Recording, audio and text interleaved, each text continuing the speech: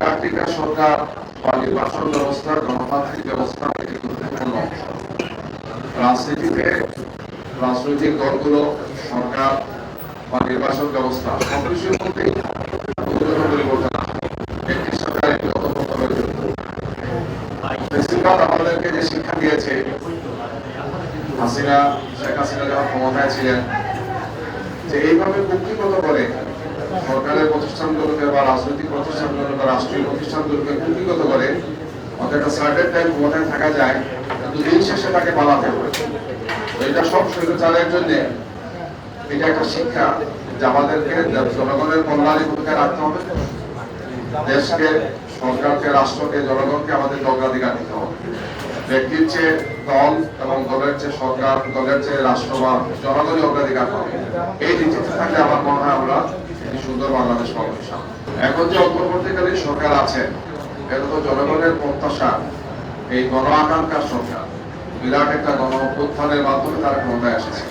তাদের দায়িত্বটা আসলে যে কোনো সরকারের চেয়ে কম এবং জনগণের কাছে অনেক অনেক বেশি। যেহেতু গত 16 বছরে আমাদের সবগুলো প্রতিষ্ঠানকে ধ্বংস করা হয়েছে, বিশেষ করে নির্বাচন ব্যবস্থাকে, গণতান্ত্রিক প্রক্রিয়াকে, এই বিষয়টাকে সামনে রেখেই আমরা আগামী নির্বাচনে অংশগ্রহণ করতে যাচ্ছি, যাতে একটি সুষ্ঠু, সুন্দর, গ্রহণযোগ্য নির্বাচন আমরা পাই। আমরা এই সমস্ত বিষয়ে অন্তর্বর্তীকালীন সরকারকে পরামর্শ দিয়েছি, নির্বাচন কমিশনকে আমরা পরামর্শ দিয়েছি, তাদের সাথে আমাদের একাধিক বৈঠক হয়েছে। আমরা বলেছি যে লেভেল প্লেইং ফিল্ড সহ আইন শৃঙ্খলা পরিস্থিতি, নিরপেক্ষ দায়িত্বশীল ব্যক্তিদেরকে সেখানে দেওয়া, 14, 18, 16-তে যারা, 24-এ যারা ছিলেন তাদেরকে না দিয়ে বরং জনগণের গ্রহণযোগ্য, নিরপেক্ষ এবং দেশপ্রেমিক সংশ্লিষ্ট অফিসারদেরকে এগুলোতে দায়িত্ব দেওয়া। এতে তারা কমিটমেন্ট দিয়েছেন যে তারা সেই কাজগুলো করবে। আমরা সাংবাদিকদের মাধ্যমে, আপনাদের মাধ্যমে আমরা এটা পর্যবেক্ষণ করব। এই ধরনের কোনো পাতানো নির্বাচন 14, 18 বা 24-এর মতো যদি কেউ করতে চান, তাহলে দেশবাসী অবশ্যই জনগণকে সাথে নিয়ে আমরা সেটা প্রতিরোধ করব। আমাদের ধারণা ইনশাআল্লাহ যে আগামী 26 সালের ফেব্রুয়ারিতে যে নির্বাচন, সেই নির্বাচন করার ক্ষেত্রে আমরা সবাই দায়িত্ব পালন করব।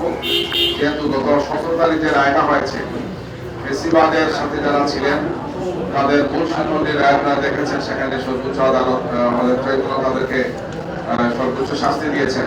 এতে প্রমাণিত হয়েছে যে ক্ষমতায় থাকে, ক্ষমতার অপব্যবহার করে, দেশ এবং জাতির সম্পদকে কুক্ষিগত করে ক্ষমতায় থাকা যায়, কিন্তু দিন শেষে তাকে আইনের মুখোমুখি হতে হবে।